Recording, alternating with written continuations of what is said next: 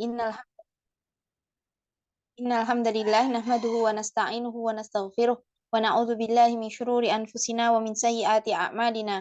May yahdihillahu fala mudilla lah wa may yudlilhu fala hadiyalah. Asyhadu an la ilaha illallah wa asyhadu anna Muhammadan abduhu wa rasuluh, amma ba'd. Ya, alhamdulillah kita kembali berjumpa dalam kajian fikih muslimah yang pada pertemuan kita kali ini kita akan membahas lanjutan dari ahkamul janais ya, atau fikih-fikih seputar jenazah, yang sekarang kita akan membahas tentang sholat jenazah. Nah, pertama ya mungkin silahkan kalau sudah sampai ininya di share screen.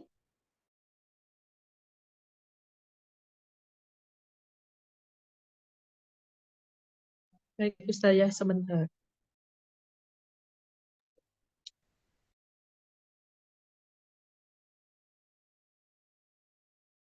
Akan ditampilkan atau slide yang akan disampaikan.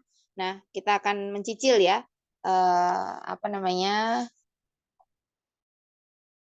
Nah, hukum dari sholat jenazah ya itu hukumnya adalah fardu kifayah.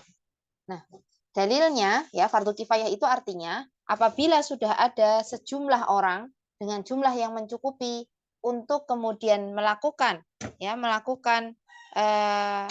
kewajiban tersebut ya, maka gugur kewajiban orang yang lain untuk kemudian melakukan hal tersebut, melakukan ibadah tersebut. Namun manakala semua orang itu yang kemudian layak atau berhak atau yang wajib untuk melakukan hal tersebut itu tidak ada sama sekali yang melakukannya, maka semua orang itu kemudian berhak mendapatkan dosa. Nah, maka itu yang disebut dengan fardu kifayah. Nah, maka manakala kemudian ya sudah ada yang melakukan sholat jenazah ya, maka hukum bagi orang lain yang kemudian hendak melakukan sholat jenazah maka hukumnya menjadi sunnah seperti itu.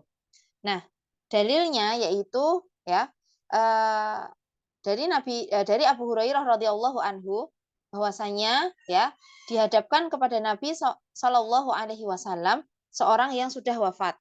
Nah, jenazah tersebut ini memiliki hutang ya, jenazahnya ini punya hutang. Lantas Rasulullah Shallallahu alaihi wasallam bertanya, ya, apakah orang yang meninggal ini memiliki kelebihan harta untuk membayar hutangnya ya. Nah, maka kemudian jika kemudian jawabannya, jadi pertama yang ditanyakan oleh Nabi itu apakah dia ini punya hutang, dan apakah kemudian jika dia punya hutang, apakah ada harta yang bisa digunakan untuk menutupi hutangnya. Ya. Nah, kemudian jika kemudian dijawab ya ada harta yang cukup untuk melunasi hutangnya, ya, jadi misalnya dia masih punya meskipun hartanya ini berupa misalnya pinjamnya berupa uang, tapi hartanya yang ditinggalkan uang sama sekali tidak ada, tapi punya aset yang bisa kemudian dinominalkan menjadi uang, ya, maka itu kemudian digunakan untuk membayar hutangnya. Ya, misalnya nominal uang sudah tidak ada sama sekali, punyanya rumah, ya rumah itu yang digunakan untuk membayar hutang. Nah, tapi jika kemudian jawabannya adalah dia tidak memiliki harta untuk kemudian menutupi hutangnya, ya, maka Nabi Shallallahu alaihi wasallam mensolatkan jenazah bagi orang tersebut, namun beliau memerintahkan para sahabat untuk menyolatkan. Ya. Nah, yang berhak untuk melakukan hal ini adalah orang yang memiliki pengaruh, ya, dalam hal ini adalah penguasa, ya, orang yang punya pengaruh di tempat tersebut. Karena apa? Karena ketika seorang yang kemudian berpengaruh meninggalkan melakukan perbuatan tersebut, ya, misalnya meninggalkan untuk menyolatkan, ini menjadi ya semacam peringatan bagi orang lain untuk kemudian jangan sampai ya dia ini kemudian punya hutang, misalnya dalam hal ini adalah hutang, ya, jangan sampai dia itu punya hutang dan belum terbayarkan sampai orang tersebut meninggal dunia, orang ini meninggal dunia. Nah, maka khawatir karena nanti akan ditinggalkan, ya, disolatkan oleh orang yang berpengaruh, ya, apalagi orang berpengaruhnya ini adalah seorang yang soleh. Nah, maka ini sebagai bentuk peringatan ya terhadap perbuatan tersebut. Tapi Nabi Shallallahu alaihi wasallam memerintahkan para sahabat untuk tetap menyolatkan. Ya, ini berarti apa? Berarti ini kemudian Nabi Shallallahu alaihi wasallam ini berarti bahwasanya sholat jenazah ini hukumnya adalah fardhu kifayah, ya. Jadi menjadi wajib bagi sebagian orang dan gugur kewajiban bagi orang yang lain. Nah, kemudian eh, sholat jenazah ya ini boleh dilakukan di dalam masjid, ya boleh dilakukan di dalam masjid. Meskipun ya ini saya beri bintang ya di situ itu menunjukkan adanya perselisihan ulama, ya perselisihan ulama, ya. Eh, kalau Syafi'iyah ya madhab yang banyak dianut di negara kita menilai ya kebolehannya ini tanpa adanya kemakruhan, artinya ya boleh sekali ya kemudian boleh untuk kemudian sholat di masjid. Namun wallahu alam ya kemudian tidak ada ya keterangan tentang afdolnya ya mensolatkan di masjid daripada di tempat yang lain, daripada di rumah misalnya. Tidak ada keterangan yang menunjukkan afdolnya. Bahkan ya keterangan yang ada dari sebagian ulama ya ini bahwa kalau di masjid ini justru makruh. Ya, nah maka ini perlu kemudian kita perbaiki ya. Kita perbaiki mindset sebagian orang, yang mana sebagian orang itu menilai ya bahwa mensolatkan jenazah di masjid itu memiliki afdoliyah, ya memiliki keutamaan yang lebih besar daripada jika dia hanya disolatkan di rumah. Sehingga kemudian menilai ya ada keutamaan khusus ya. Padahal kalau kita kemudian mau mengatakan bahwa ada keutamaan khusus mensolatkan jenazah di masjid lebih utama daripada disolatkan di rumah, ya ini kita membutuhkan dalil. Tapi ini tidak ada dalil, ya hanya sekedar apa ya boleh-boleh saja, ya boleh-boleh saja tanpa kita harus meyakini adanya keutamaan khusus mensolatkan jenazah di dalam masjid. Bahkan ya kalau kemudian penempatan jenazah ini tidak pada tempatnya, ya tidak pada tempatnya, misalkan ya apa Evan sebelumnya ya. Jadi pertimbangan ya sebagian orang itu kalau sekedar pertimbangannya misalnya karena di masjid ini ada tempat yang luas, mungkin rumahnya tidak terlalu luas sehingga kemudian dari rumah mungkin ya dari rumah disolatkan di rumah itu yang mensolatkan hanya yang sedikit ya para wanita, anak-anak begitu. Kemudian nanti untuk jumlah yang lebih banyak itu di masjid untuk bisa menampung jamaah lebih banyak. Nah, maka ini tidak masalah ya, tidak ada keyakinan khusus bahwa disolatkan di masjid ini ada keutamaan yang apa yang lain yang kemudian lebih utama, maka tidak boleh kalau sampai seperti itu. Nah, bahkan kalaupun kemudian disolatkan di masjid, maka perlu diperhatikan dalam penempatannya. Artinya, kalau kemudian ini ya sholatnya ini adalah di ketika waktunya ya waktu pemberangkatan jenazahnya ini adalah bersamaan dengan waktu sholat wajib ya misalnya waktu sholat duhur. Nah maka ya penempatan jenazah ini tidak boleh kemudian di depan imam ya di depan imam ini masih banyak orang yang kemudian tidak memperhatikan hal tersebut ya jadi misalnya atau mungkin sekalipun itu di rumah ya saya pernah melihat ya sekalipun ini kemudian sholatnya itu ada di rumah ya karena rumahnya ini besar ya punya ruangan yang besar begitu ruang keluarga yang besar kemudian jenazah ini diletakkan di depan. Nah kebetulan pemberangkatan jenazah adalah setelah sholat duhur ya sehingga sebagian orang kemudian ya sudah melakukan sholat duhur. Nah ini yang tidak benar yaitu kemudian imam itu berada pas di depannya jenazah ya berarti di belakang jenazah ya kalau dengan kiblat jenazah ada tepat di hadapan kiblat ya karena posisinya itu posisi mengikuti posisi ketika sholat jenazah. Nah, tapi ini tidak dipindah. Nah, sehingga kemudian imam ketika melakukan ruku, melakukan sujud, ini menghadap ke arah jenazah. Maka ini adalah sesuatu hal yang sangat bertentangan dengan sunnah, insya Allah. Ya. Sangat bertentangan dengan sunnah. Karena apa? Karena kita terlarang untuk kemudian melakukan ruku dan melakukan sujud di depan jenazah. Ya. Nah, apalagi ini dilakukan oleh para laki-laki yang selayaknya sholatnya itu di masjid, bukan di rumah. Nah, maka ini perlu diperhatikan. Jadi ketika sholatnya itu dimanapun itu di masjid maupun di rumah, ya kalau kemudian ada orang mau sholat wajib misalnya, ya maka ini jenazahnya disingkirkan dulu, ya ditaruh di belakang seperti itu. Toh nggak ada masalah ya. jenazah ditaruh di belakang itu tidak ada kemudian wah ini nggak sopan dengan jenazah, tidak ya. Tidak, ini justru kemudian menjaga sholat kita agar tidak melakukan rukuk dan sujud di hadapan jenazah ya, semacam itu. Nah, nanti kalau mau disolatkan jenazah ya dipindah lagi ke depan seperti itu. Jangan dibiarkan tetap di depan ketika mau melakukan sholat wajib. Nah, kemudian ya itu ya tadi sholat jenazah ini jadi intinya boleh untuk dilakukan di dalam masjid dengan tadi tetap memperhatikan posisi jenazah ketika akan berlangsungnya sholat wajib, jamaah sholat wajib. Nah, adapun kemudian manakala ada orang yang tertinggal untuk menyolatkan jenazah, maka boleh untuk mensolatkan jenazah di pekuburan. Ya. Nah, dalilnya yaitu apa? Dalilnya yaitu Nabi Shallallahu Alaihi Wasallam. Pada masa Nabi Shallallahu Alaihi Wasallam ini ada seorang wanita hitam ya yang dia ini membuat kemah di dalam masjidnya Nabi.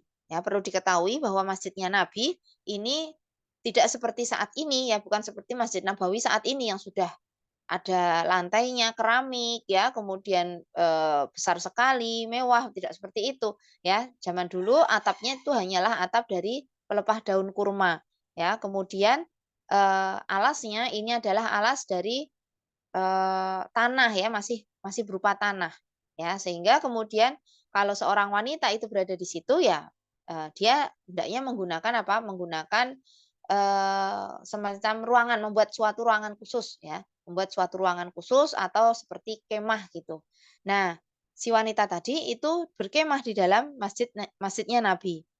Nah, kemudian ya beliau ini sering si wanita tadi sering bersih-bersih di masjid Nabi ya. Nah, kemudian satu hari Nabi Shallallahu Alaihi Wasallam tidak mendapati si wanita tersebut. Lantas beliau pun bertanya kepada para sahabat, di mana wanita yang sukanya bersih-bersih. Nah, kemudian para sahabat menjelaskan, ya, baru saja tadi semalam dia itu wafat dan sudah dimakamkan. Nah, lantas Nabi Shallallahu Alaihi Wasallam pun menanyakan di manakah letak kuburnya si wanita tersebut. Lalu ya Nabi mendatangi kuburnya, lalu beliau mensolatkan di pekuburan. Ya. Nah, untuk sholat di pekuburan, ya, sholat di pekuburan. Nah, yang diperbolehkan itu hanyalah sholat jenazah bagi orang yang tertinggal ini tadi. Ya, hanya sholat jenazah. Adapun sholat yang di situ ada ruku, ada sujud, maka tidak boleh dilakukan di dalam pekuburan. Ya, tidak boleh dilakukan di dalam pekuburan, komplek pekuburan begitu ya, nggak boleh. Ya, misalnya nih ada masjid yang dibangun di dalam area pekuburan, ya maka tidak boleh sholat di dalam masjid tersebut. Termasuk itu ya, termasuk sholat di area pekuburan yang masih masuk dalam area pekuburan, maka nggak boleh ya. Kemudian sholat di dalam masjid tersebut. Ya, sholatnya di mana ya? Kalau mau sholat wajib ya di luar area pekuburan, ya di luar area pekuburan. Cari masjid yang memang benar-benar ini masjid itu di luar area pekuburan gitu ya. Jadi tidak boleh yang masih berada satu area dengan pekuburan tersebut. Nah, kemudian selanjutnya ya, yaitu bagaimanakah posisi imam? Ya, posisi imam. Nah, imam itu berdiri sejajar menghadap bagian tengah tubuh mayit wanita. Ya, jadi ini imamnya ini baik imam laki-laki maupun imamnya wanita, maka sama saja posisinya. Nah, yang membedakan ini adalah jenis kelamin jenazahnya atau jenis kelamin mayitnya. Nah, untuk jenis kelamin mayitnya ya, ini apabila mayitnya itu wanita, ya maka imam itu berdiri di tengah-tengah tubuhnya. Ya, di tengah-tengah diperkirakan oh nih bagian tengahnya ya. Bagian tengahnya kan biasanya kelihatan lebih tinggi ya, karena apa? Karena ada tangan ya. Kalau tangannya itu disedekapkan ya, maka ini tangannya akan lebih tinggi ya. Kira-kira di sekitar itulah ya. Tapi kalau tangan tidak disedekapkan ya kita kemudian cari pertengahan tubuh itu sekitaran ini. Nah, seperti itu. Kemudian untuk mayitnya laki-laki, maka disolatkannya itu di bagian kepala. Ya, sejajar dengan bagian kepala. Nah, kemudian ya disunahkan untuk berbaris ya, disunahkan untuk berbaris minimal tiga soft. Nah, minimal 3 soft atau lebih berarti ya. Dalilnya sebentar.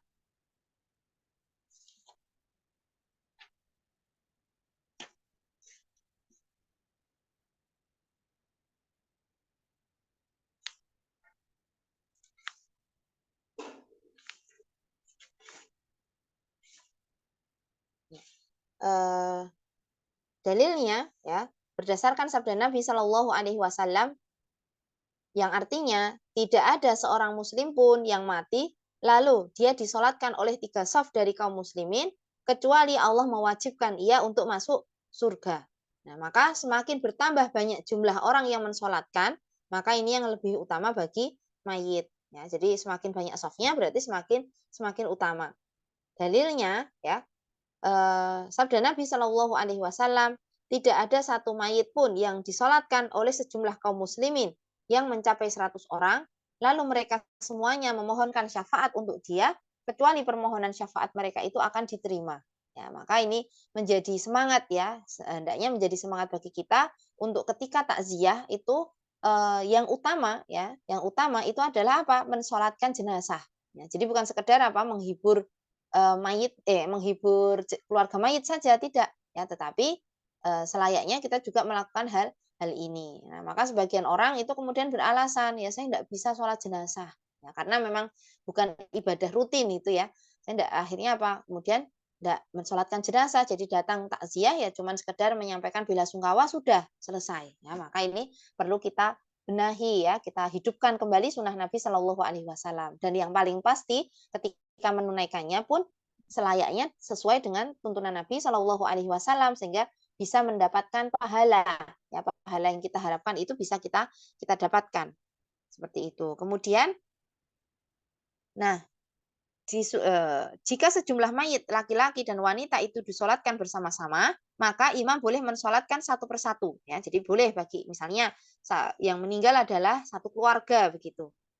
Satu keluarga kemudian disolatkan satu persatu mungkin dari ayahnya, kemudian selanjutnya ibunya, kemudian saudaranya dan seterusnya. Nah, atau boleh juga disolatkan sekaligus secara bersama-sama. Ya, disolatkan sekaligus secara bersama-sama. Nah, kemudian posisi imam, ya posisi imam. Nah, maka jenazah ini dibariskan satu persatu, ya. Jadi bukan disejajarkan gitu ya, bukan sejajar apa namanya dari misalnya ya kalau kita menghadap ke arah barat maka mayit atau jenazah itu disejajarkan mulai dari dari utara ke selatan bukan seperti itu ya tetapi dari barat ke arah kiblat ya kemudian di belakangnya ada jenazah lagi di belakangnya diikuti jenazah yang lain lagi dan seterusnya ya maka dibariskan semacam itu dibariskan satu persatu sehingga semuanya itu terkumpul di depan imam. Nah, kalau mayitnya ini ada laki-laki dan wanita, maka mayit laki-laki itu yang paling dekat dengan imam.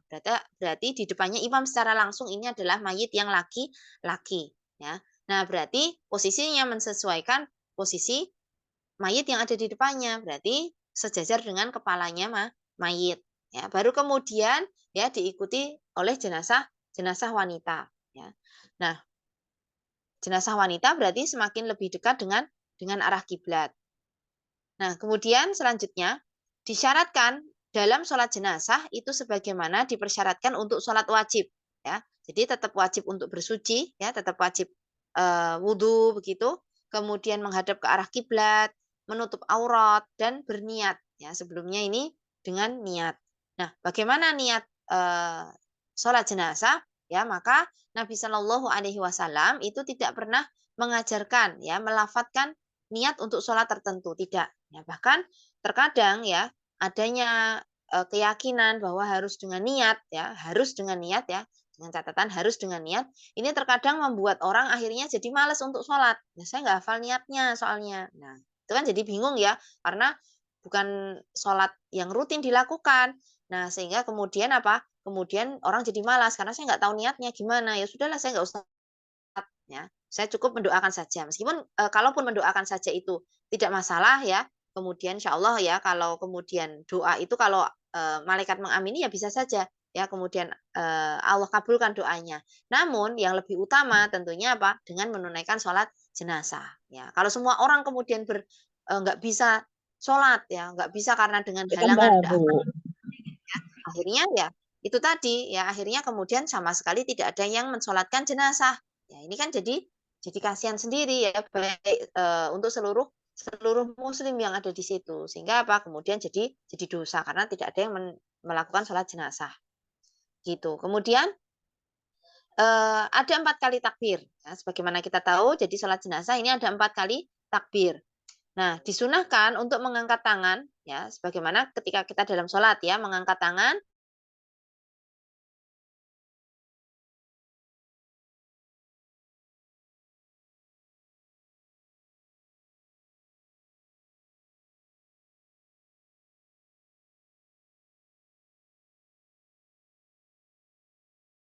atau sejajar cuping telinga. Ini sunnah ya, mengangkat tangan. Dan ingat ya, takbir itu kemudian untuk takbir baik untuk sholat jenazah maupun sholat wajib yang lain atau sholat sunnah, ini takbirnya ini harus diucapkan.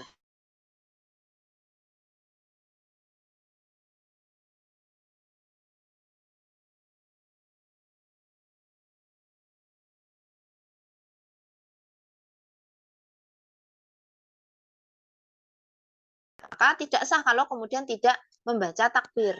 Nah, sengaja tidak baca takbir, cuman angkat tangan aja nggak sah. Tapi kalau seandainya nggak ngangkat tangan tapi dia baca takbir masih sah. Nah, gitu ya. Nah, ini ada 4 kali takbir. Ya, sembari dia mengucapkan Allahu Akbar, disunahkan juga mengangkat tangan. Nah, kemudian meletakkan sebagaimana sholat ya di atas tangan kiri di atas dada. Ya. Nah, dada yang dimaksud ya, dada itu adalah sekitar daerah sekitar payudara sampai pusar. Ya, maka sekitaran itu boleh ya. Sekitaran itu diperbolehkan. Jangan sampai terlalu tinggi atau terlalu rendah. Nah, kemudian ya, bacaan sholat jenazah itu dibaca dengan sir, ya, dengan pelan, ya, dibaca dengan pelan. Ya, takbirnya yang jahar, takbirnya yang keras itu manakala posisinya adalah sebagai imam, maka membacanya adalah dengan jahar. Adapun makmum ya membaca takbirnya dengan sir, ya, dengan pelan. Adapun imam dan makmum itu untuk bacaan-bacaan eh, apa? Untuk bacaan-bacaan dalam takbir setelah takbir itu bacaannya sama, yaitu sir, ya, pelan. Nah, kemudian takbir pertama. Takbir pertama itu adalah membaca surat Al-Fatihah ya, dengan lengkap.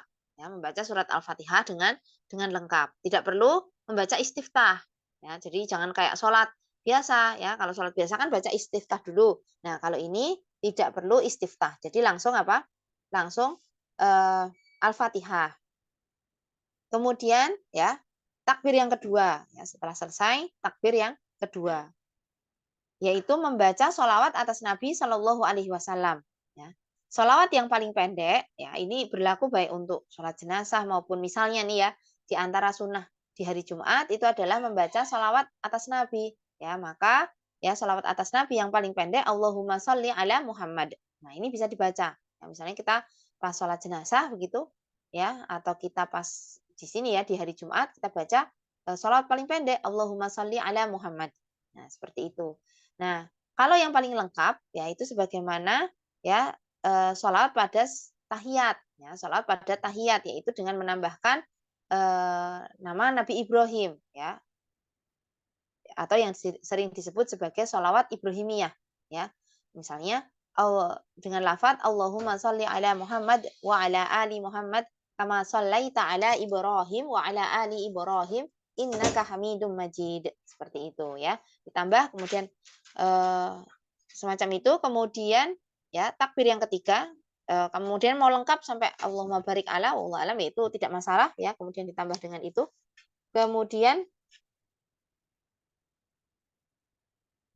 Kemudian takbir yang ketiga, ya, sama tadi mengangkat tangan, Allahu Akbar. Nah, kemudian membaca doa yang khusus untuk mayit, ya, doa khusus untuk mayit. Yang paling minimal, yang paling sederhana, ya, dan ini mungkin bisa semuanya insya Allah, yaitu mendoakan Allahumma arhamhu, ya, ya Allah rahmatilah dirinya, ya Allahumma arhamhu. Nah, atau dengan versi yang lengkap, ya versi yang lengkap. Ya. Versi yang lengkap, Allahumma gfir lahu warhamhu wa'afihi wa'fu anhu wa akrim nuzulahu wa wasi' madkhalahu wa gsilhu bil ma'i was salji wal barad wa naqqihi minal khataya kama naqqaita thawbal abyadha minad danas wa abdilhu daran khairan min darihi wa ahlan khairan min ahlihi wa zawjan khairan min zawjihi. wa adkhilhul jannata wa'idhu min adabil qabri wa adabin nar.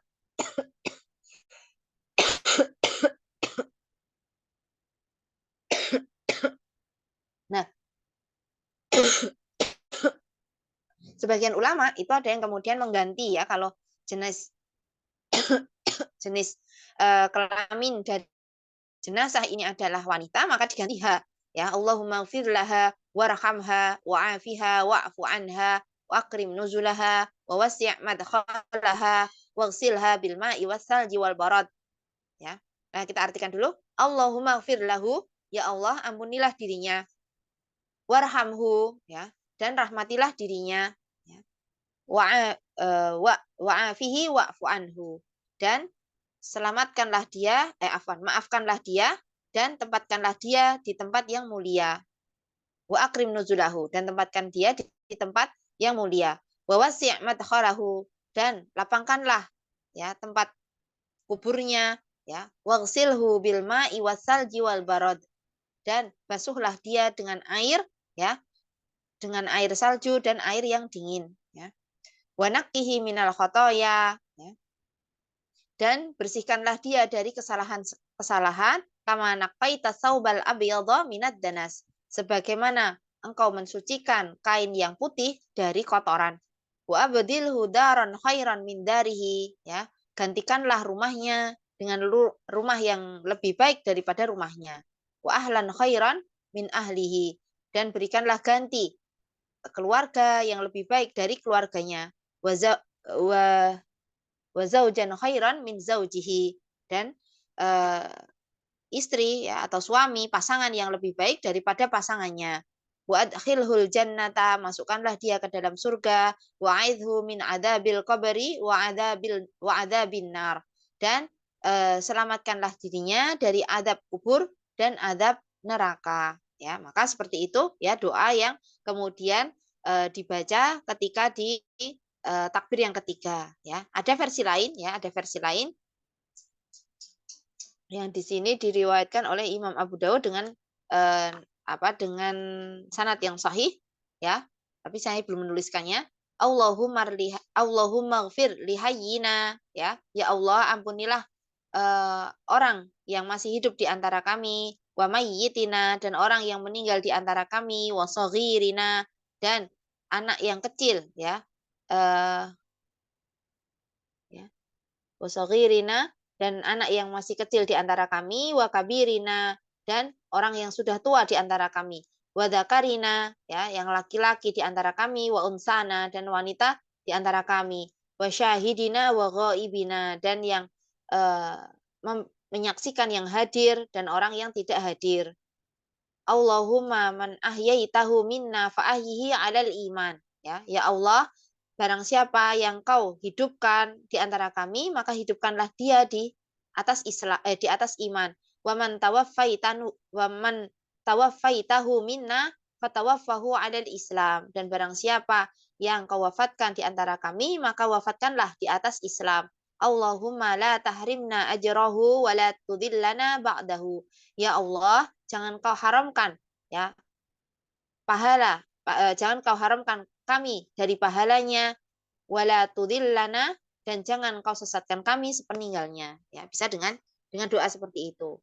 Nah, untuk doa, ya, untuk mayit yang masih kecil, ya, untuk mayit anak kecil, berarti anak kecil ini adalah anak yang wallahu alam, ya, tidak ada disampaikan anak kecil ini usia berapa, ya. Namun anak kecil, ya.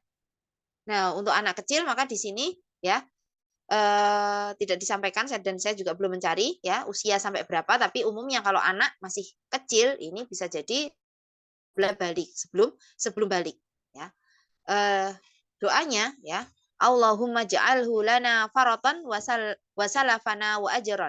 Ya Allah, jadikanlah kematian anak ini sebagai simpanan pahala dan amal baik serta pahala buat kami, ya. Nah, untuk anak kecil, ya, anak kecil ini, baik anak yang ini adalah kemudian wafat ketika dirinya ini sudah dilahirkan, ya, ataupun janin yang keguguran. Ya, janin yang keguguran. Untuk janin yang keguguran, jika kemudian usianya ini adalah 4 bulan, ya artinya usia sudah ditiupkan ruh di situ, maka ini dihukumi sebagai anak kecil, ya sebagai makhluk yang bernyawa, berarti anak kecil. Namun ya jadi tetap nanti dia dimandikan, ya kemudian juga disolatkan, ya karena statusnya adalah makhluk yang bernyawa.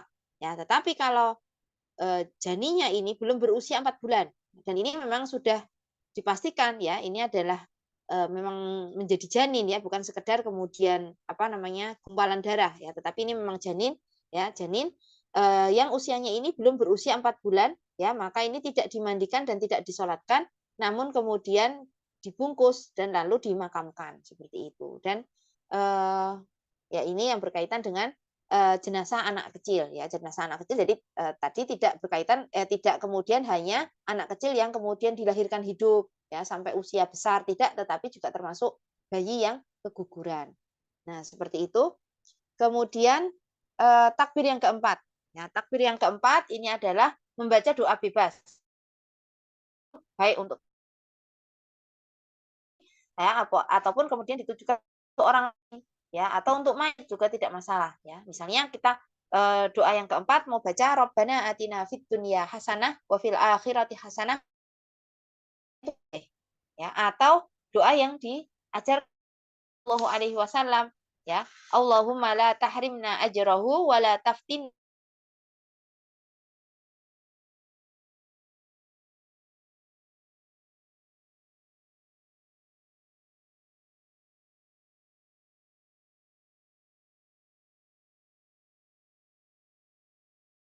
jangan engkau sesatkan kami ya sepeninggalnya waghfir lana walahu dan ampunilah kami dan ampunilah dia ya kemudian salam ya kemudian salam nah di sini ya di sini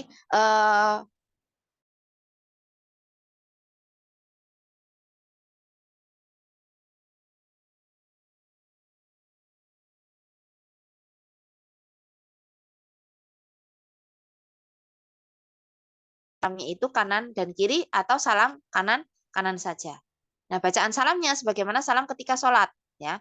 Salam ketika sholat. Nah, ketika sholat ini ulama itu kemudian juga berselisih pendapat, ya. Bacaan salam ketika sholat itu gimana, ya? Apakah assalamualaikum warahmatullah sampai itu saja? Tapi ini mayoritas ulama menetapkan bahwa salamnya sampai warahmatullah saja. Jadi assalamualaikum warahmatullah, assalamualaikum warahmatullah. Namun ada yang kemudian membolehkan ya penambahan wa barakatuh. Ya, maka kalau pengen hati-hati ya cukup assalamualaikum warahmatullah ya. Seperti itu wallahu a'lam. Nah, maka kemudian salam.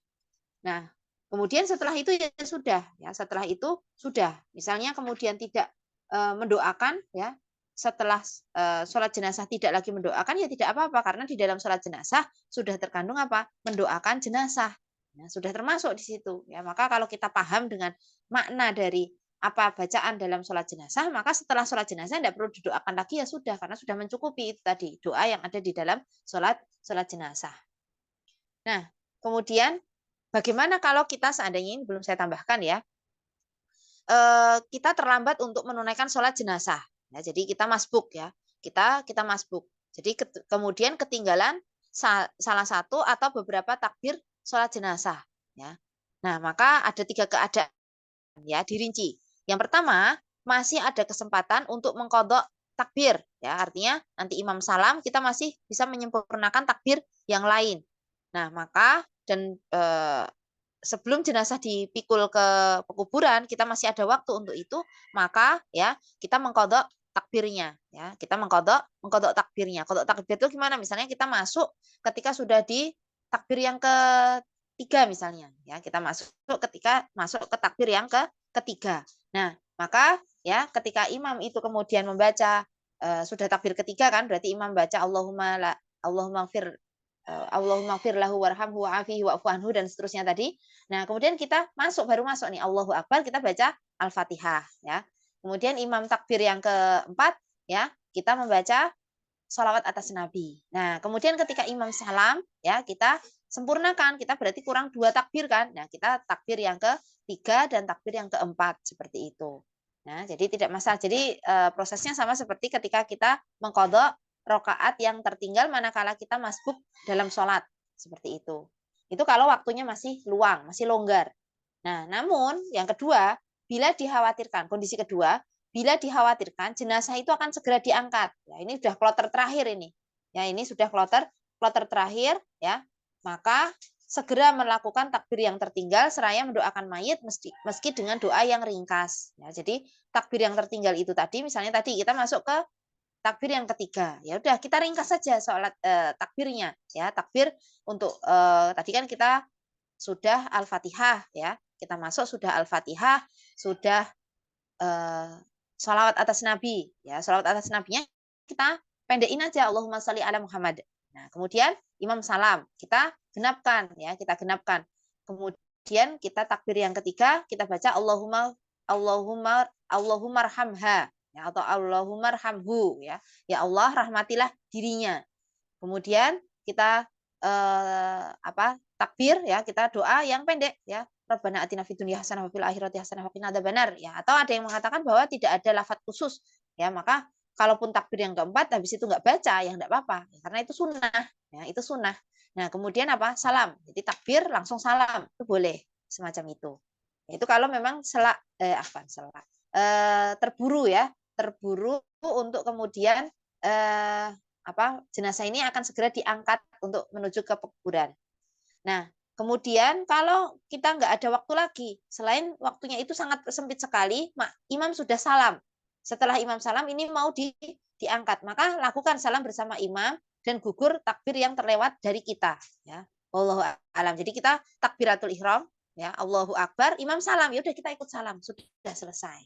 Ya, kalau memang beneran tidak ada waktu, atau kalau enggak ya sudah kita nanti nunggu pemakaman. Ya, kita nunggu dimakamkan, jenazah dimakamkan. Ya, nanti selesai jenazah dimakamkan, kita bisa sholat jenazah di pemakaman semacam itu. Bisa juga seperti itu.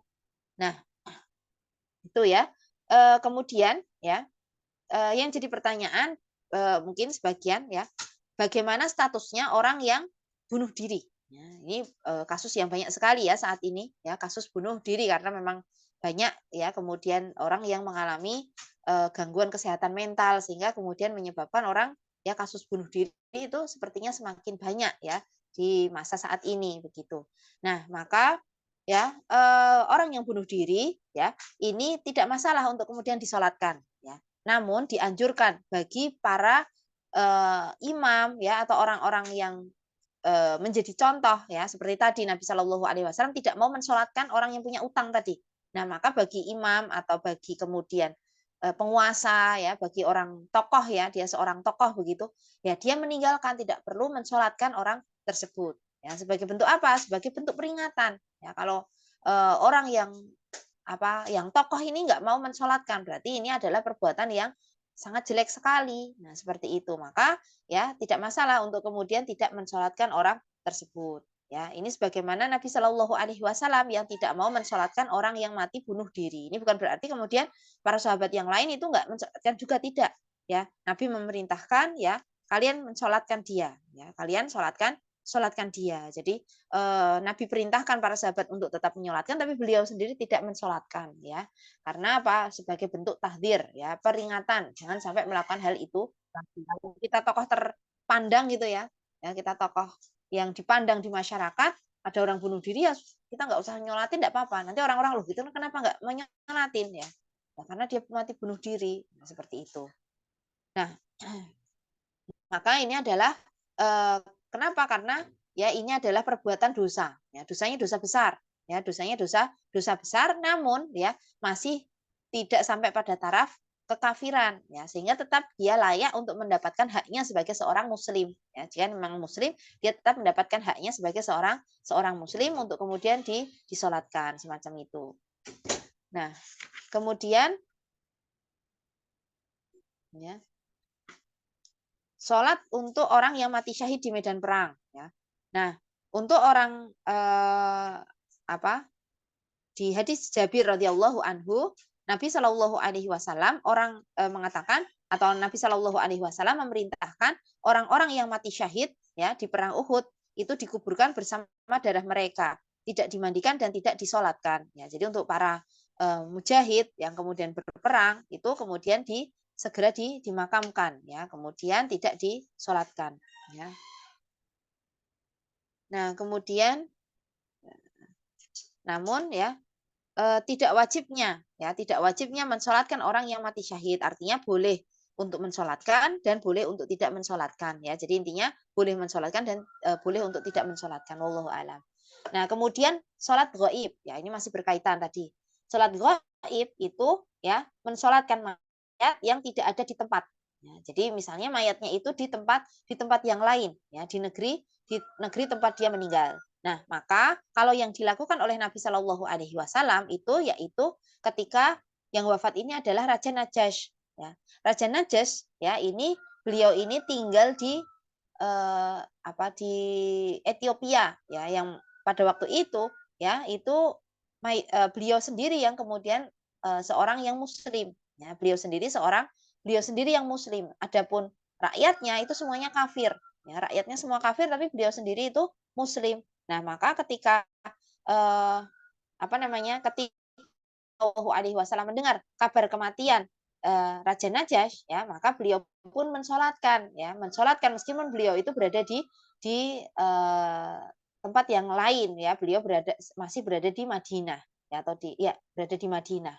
Nah, kemudian ya dan ini tidak beliau lakukan manakala ada sahabatnya yang kemudian wafat di tempat yang lain, di tempat yang jauh, ya di tempat yang jauh, kemudian terdengar berita kematiannya, tidak kemudian para sahabat atau Nabi Shallallahu Alaihi Wasallam itu kemudian melakukan sholat gaib, ya asalkan sahabat yang berada jauh dari mereka ini sudah disolatkan oleh kaum muslimin yang ada di sekitar jenazah tersebut. Nah, artinya misalnya nih, wallahu a'lam ya, berkaitan dengan sebagaimana yang dilakukan oleh sebagian orang di Indonesia, itu manakala di tempat yang lain, ya, di tempat yang lain misalnya di Palestina atau di tempat yang lain itu kemudian jenazah itu sudah misalnya ya, ketika anak seorang tokoh itu kemudian tenggelam di Swiss ya, kemudian di sana sudah disolatkan oleh komunitas Muslim di sana, ya tentunya sudah disolatkan oleh komunitas Muslim, bahkan oleh keluarganya karena sebagian keluarganya ikut ke sana sudah disolatkan. Maka wallahu a'lam ya berkaitan apakah kemudian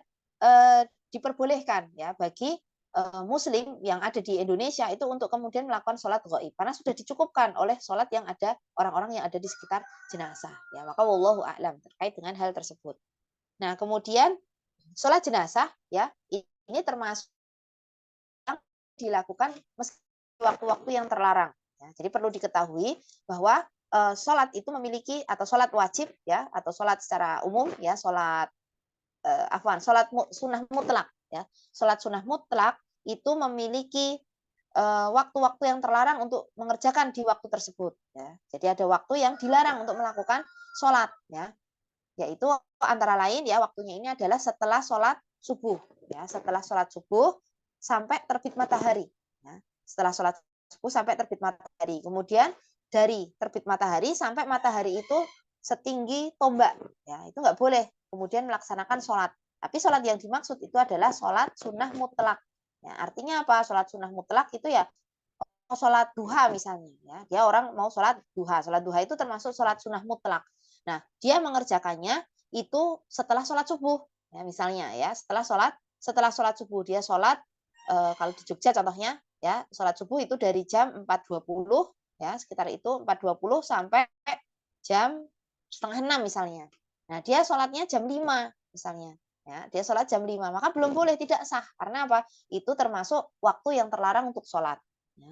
Maka nunggu dari terbit matahari sampai plus 15 menit itu sampai waktu ujung matahari seujung tombak. Nah, setelah itu ya 15 sampai 20 menit. Nah, setelah itu baru kemudian boleh sholat. Misalnya matahari terbit setengah 6. 15 sampai 20 menit ya sekitar 6 kurang 10. Nah, jam 6 dia sholat duha boleh. Itu kalau sholat sunnah mutlak. Namun ya sholat jenazah ini adalah salah satu jenis sholat yang memiliki sebab ya atau para ulama menyebutnya sebagai sholat dzatu asbab. Nah, sholat yang punya sebab. Kenapa sholat itu dilakukan? Nah, yaitu karena ada jenazah untuk menyolatkan jenazah. Nah, maka untuk sholat jenazah itu boleh-boleh saja meskipun dilakukan di waktu yang terlarang. Ya, jadi misalnya nih ada jenazah ya tetangga kita ya yang sudah baru datang dari rumah sakit itu mungkin dini hari baru sampai rumah ya kemudian kita terburu-buru mau segera berangkat ke kantor misalnya ya maka kita bisa ya kita sebelum berangkat ke kantor kita mampir kita sholatkan jenazah dulu dengan ringkas ya meskipun misalnya berangkat kantornya jam 5:30 misalnya ya tidak masalah seperti itu ya tidak masalah untuk melakukan sholat jadi itu meskipun di waktu yang terlarang ya seperti itu. Terus bagaimana sholat tahiyatul masjid? Sholat tahiyatul masjid juga termasuk sholat dzatu asbab, sholat yang punya sebab sehingga kemudian dilakukan di waktu-waktu yang terlarang itu tidak masalah. Kemudian ya,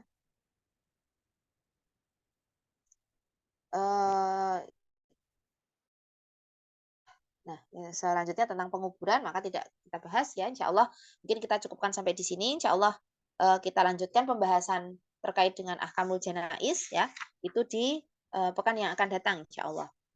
Untuk sisa waktu yang masih ada mungkin dipersilahkan ya. Ini ya pertanyaannya dari kolom chat terlebih dahulu. 3 soft itu untuk ikhwan dan akhwat ya. Jadi di sini ya di dalam dalil ini disampaikan secara umum ya. 3 soft ini apakah kemudian termasuk laki-laki wanita ya ataupun laki-laki saja atau wanita saja maka ini secara umum artinya kalau kemudian di situ ada laki-laki dan wanita ya berarti itu terhitung ya kemudian tiga soft misalnya yang soft laki-laki 1 soft wanita 2 soft nah maka itu tidak masalah meskipun sedikit ya orangnya meskipun sedikit misalnya yang laki-laki ini hanya 1 soft ya 3 orang gitu ya misalnya kemudian yang wanita ada 6 orang misalnya ya ada 6 orang. Nah, kemudian 6 orang ini berarti biar jadi 2 soft lagi ya. 6 orang ini tidak berdiri dalam 1 soft, dijadikan 2 soft. Jadi total 3 soft seperti itu. Tapi kalau kemudian tapi ini hanyalah sunnah ya, artinya kalaupun kemudian tidak sampai 3 soft ya, misalnya laki-lakinya cuma ada 2 orang nih ya. Laki-lakinya cuma ada 2 orang. Berarti 1 imam, 1 makmum. Ya sudah ya. Berarti cuma 1 soft aja jadinya seperti itu. Wallahu a'lam. Kalau kuburannya itu berada di samping atau di luar pagar masjid, maka tidak masalah ya. Sholat jenazah berarti tidak ada batasan. Ya, jadi ini pertanyaan pertama, kubur di samping kuburannya berada di samping masjid. Itu berarti bukan di depan masjid, tidak masalah. Kalau di luar pagar masjid gimana? Ya, maka itu juga tidak masalah. Jadi artinya antara masjid dengan pekuburan ini ada batasnya. Ya, antara masjid dengan pekuburan ada batasnya, ada dipagari pagar misalnya, maka tidak masalah. Tapi kalau langsung ya misalnya dari tembok masjid itu kemudian setelah tembok masjid itu langsung pekuburan. Nah, ini yang jadi masalah. Nah, atau tidak dibatasi dengan jalan. Misalnya ada jalan ya. Misalnya masjidnya ada di sebelah timur jalan ya, kemudian ada pekuburan di sebelah barat jalan. Ya, nah, ini bukan di depan masjid ya. Pekuburannya tidak berada di depan masjid karena sudah dibatasi oleh jalan, misalnya jalan raya misalnya seperti itu atau jalan setapak sekalipun. Maka ini tidak termasuk. Yang tidak boleh itu manakala masjidnya itu berada di satu kompleks ya, satu kompleks dengan pekuburan. Berarti tidak ada batasan. Wallahu alam ya makna dari tidak ada batasan. Jika sudah selesai sekelompok orang dan datang sekelompok lagi ingin menyolatkan berarti bisa, iya bisa, ya bisa seperti bahkan kalau seorang itu sudah sekali mensolatkan, kemudian dia mau mensolatkan lagi, boleh. Ya, jadi ini yang pernah dilakukan oleh Ibnu Abbas. Ya, Ibnu Abbas ini mensolatkan lebih dari 1 kali, ya, mensolatkan Abbas kalau nggak salah. Ya, beliau mensolatkan ayahnya, ya kalau nggak salah. Ya ini beliau mensolatkan ini lebih dari satu kali. Ya. Jika mayit meninggal karena perdarahan dalam kondisi haid, bagaimana perlakuannya sebelum dikafani? Ya, maka itu masih mengucur ya, masih kemudian masih keluar ya, maka kita sumpal maaf kemaluannya itu ya dengan kemudian kapas ya, kemudian kita ikat dengan kuat seperti itu agar kemudian tidak minimal tidak merembet ya, tidak merembes ya, tidak merembes kemudian najisnya itu ya mengenai orang yang mengkafani misalnya atau kemudian mengotori tempat tempat sholatnya misalnya seperti itu. Maka disumpal, atau kalau kita ya mungkin pakai apa? Pakai pospek gitu ya, pakai pospek seperti itu, maka itu bisa kemudian diperlakukan semacam itu. Apakah sholat jenazah yang dilakukan di kuburan karena tertinggal sholat jenazah boleh dilakukan sendirian? Boleh, ya, sebagaimana tadi Nabi Shallallahu Alaihi Wasallam melakukan, ya, boleh dilakukan.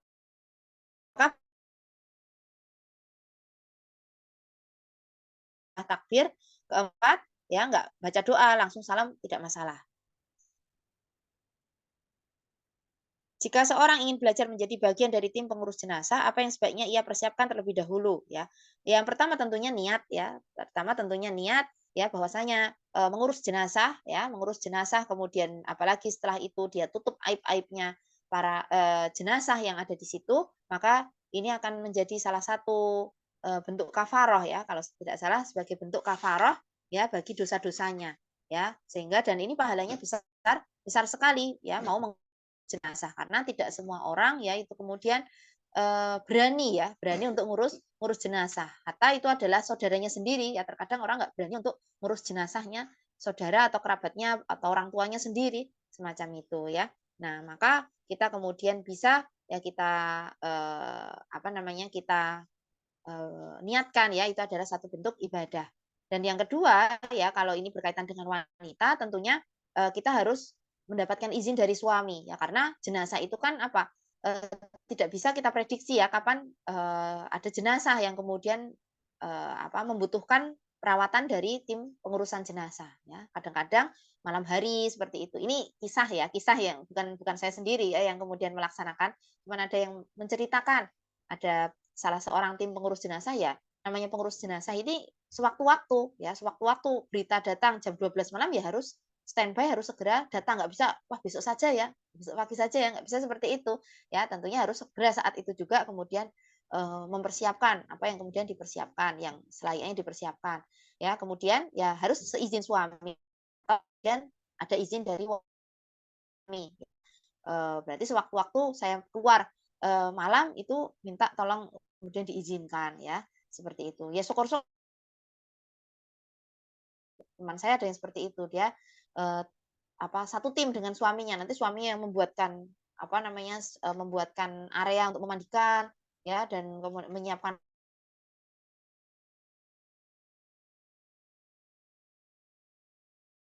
Kemudian dari sisi itu tadi ya lahir ya tentunya ya apa ya dipersiapkan ya karena itu adalah sangat capek sekali ya, konon semacam itu, sangat capek sekali untuk kemudian ya dia harus menggotong jenazah ya, terkadang jenazah itu harus digotong, kalau jenazah itu tidak di rumah sakit tentu kan menggotongnya juga, minim alat seperti itu. Nah, maka dia harus kemudian kuat ya, kemudian, membersihkan jenazah juga membutuhkan, fisik yang kuat ya, bukan fisik yang kemudian mudah sakit, yang mudah sakit ya kita harus berdingin-dingin gitu kan, juga butuh butuh tenaga yang ekstra semacam itu. Nah, maka, sesuaikan ya bagaimanakah kondisi tubuh kita, apakah sesuai, apakah kita itu kemudian cocok ya, kemudian layak untuk kemudian, apa namanya, ikut menjadi tim pengurus jenazah, seperti itu. Kalau kemudian baru menginisiasi ya, baru menginisiasi maka ya itu, kita perlu untuk kemudian ya modal awal ya, minimal modal awal itu ada kemudian kita harus mempersiapkan ya,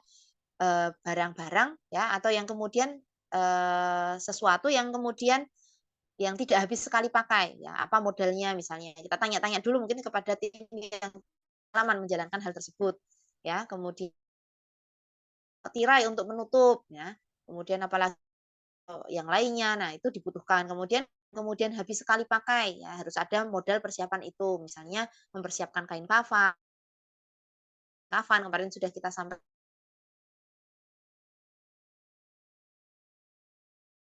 all ice gitu, all size gitu ya. Tidak all size, tetapi apa, ya harus diukur sesuaikan dengan apa, sesuaikan dengan ukuran tubuh dari si jenazah, seperti itu. Maka harus tahu ya, maka kalau di sini saya hanya memaparkan teori, yang mungkin lebih praktisnya ya, teknisnya ini yang lebih berpengalaman ini adalah yang sering terjun langsung ya, gimana cara ngukur, kain kafan misalnya, gimana cara ngukur jenazahnya, nah seperti itu. Maka yang lebih paham dengan hal tersebut itu adalah tim teknisnya ya. Nah mungkin itu, kemudian ada lagi? Kalau nggak ada mungkin kita cukupkan sampai di sini ya. Ya, udah mau Insya habis. Allah. Tuh, Oh ya, ada pertanyaan? Umi mau nanya, Assalamualaikum warahmatullahi wabarakatuh, Umi. Menyambung Waalaikumsalam. jenazah yang berhutang, Umi. Kalau satu keluarga meninggal, Umi, ternyata masih berhutang cicilan rumah, Umi. Itu kan cicilan rumah itu lama, bisa sampai 15-20 tahun, Umi. Itu hukumnya bagaimana, Umi? Siapa yang akan menanggung hutang-hutangnya gitu, Umi? Ya, hukum asalnya yang menanggung hutang itu adalah si mayit ya. Jadi diambilkan dari harta si mayit. Ya, misalnya ya mayit ternyata punya tanggungan hutang. Ya, maka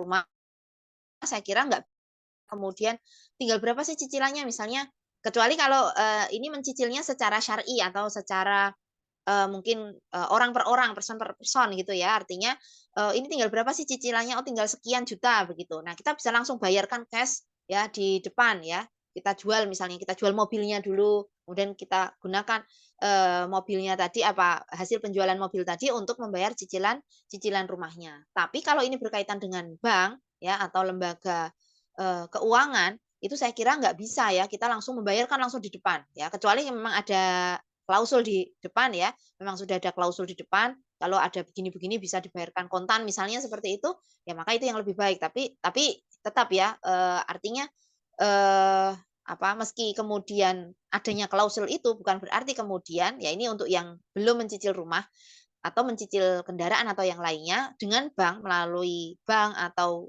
lembaga leasing seperti itu. Nah, maka sebaiknya jangan mengambil dari cicilan ya KPR dari bank ataupun dari lembaga leasing karena tercampur dengan riba, ya, tercampur dengan riba. Nah, maka selayaknya ya kalau kita memang belum mampu untuk membeli rumah ya kita beli rumah yang kecil dulu ya atau kita kontrak rumah dan sebagainya. Jangan sampai terjatuh pada dosa riba. Nah, tapi kalau sudah terlanjur gimana? Ya, misalnya sudah terlanjur dan ini hubungannya dengan bank, ya maka kita perhitungkan ya, kita perhitungkan nanti setiap bulan itu harus cicil berapa ya. Kemudian total dari cicilan tadi totalnya jadi berapa. Nah, kalau dari harta mayit itu masih ada ini sebelum dibagi waris ya, sebelum dibagi waris kita perhitungkan dulu berapa dari total cicilan cicilan bank tadi misalnya. Nah, lalu ya berarti nanti yang membayarkan itu salah seorang kerabatnya dari harta si mayit ya, dari harta si mayit. Nah, baru setelah itu baru kemudian apa diambil untuk waris ya, setelah jadi waris itu peringkat ketiga setelah apa? Setelah misalnya si mayit itu punya hutang ya, si mayit punya hutang, maka bayarkan dulu hutangnya, ya. Kemudian si mayit punya wasiat, maka bayarkan dulu wasiatnya. Setelah itu baru apa? Baru baru si harta si bagikan untuk harta waris seperti itu. Nah, kalau nggak ada gimana? Sama sekali nggak ada, ya, sama sekali nggak ada. Maka ya wallahu a'lam ya. Kemudian bagaimanakah kemudian apakah kemudian semuanya itu yang menanggung ya? Maka kalau dikiaskan ya, kalau dikiaskan seandainya dikiaskan dengan apa namanya hutang puasa ya maka ini semuanya menanggung ya ditanggung bersama-sama ditanggung bareng-bareng oleh semua ahli ahli waris ya, ahli warisnya nggak dapat apa-apa karena tadi uangnya udah habis semua ya sudah habis semua untuk pengurusan jenazah misalnya ya atau memang miskin dia memang miskin tidak punya harta sama sekali aset tidak ninggal apa-apa gitu ya ya sudah ya berarti hutangnya tadi dibagi semua ya si ahli waris tadi tidak mendapatkan waris tapi dapat jatah jatah pembagian hutang ya seperti itu wallahu a'lam. Mungkin itu, ada lagi Ibu? Umi, mohon maaf Umi sebelumnya. Kalau misalnya utangnya itu ada dapat asuransi, jadi ketika dia meninggal dari bank pihak bank dianggap bahwa hutangnya itu lunas, itu hukumnya bagaimana Umi? Mohon maaf Dari Umi. bank, oh ya, Ya, dari bank memang kemudian hutangnya dianggap lunas begitu. betul.